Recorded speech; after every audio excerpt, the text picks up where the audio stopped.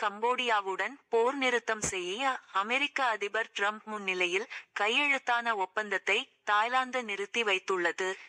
எல்லை பிரச்சினை காரணமாக தாய்லாந்து கம்போடியா இடையே நீண்ட நாட்களாக மோதல் நீடித்து வருகிறது. கடந்த ஜூலையில் ஏற்பட்ட மோதலில் இரு தரப்பிலும் 30 பேர் கொல்லப்பட்டனர்.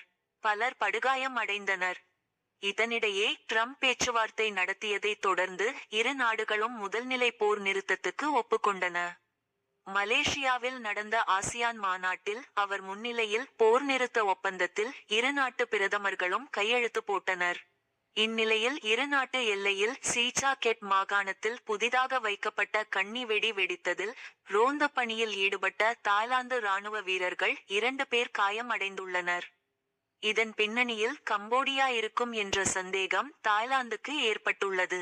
இதனையடுத்து மலேசியாவில் டிரம்ப் முன்னிலையில் கையெழுத்தான போர் நிறுத்த ஒப்பந்தத்தை நிறுத்தி வைப்பதாக தாய்லாந்து பிரதமர் அறிவித்துள்ளார். இது குறித்து தாய்லாந்து பிரதமர் அனுடின் சார்ன்விரகுல் கூறியதாவது: தெளிவான முடிவு ஏற்படும் வரை அமைதிக்காக இதுவரை எடுக்கப்பட்ட நடவடிக்கைகளை நிறுத்தி வைக்கிறோம்.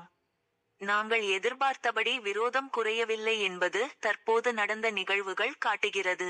எனவே இனியும் அடுத்த கட்ட நடவடிக்கை எடுக்க முடியாது. இவ்வாறு அவர் கூறினார்.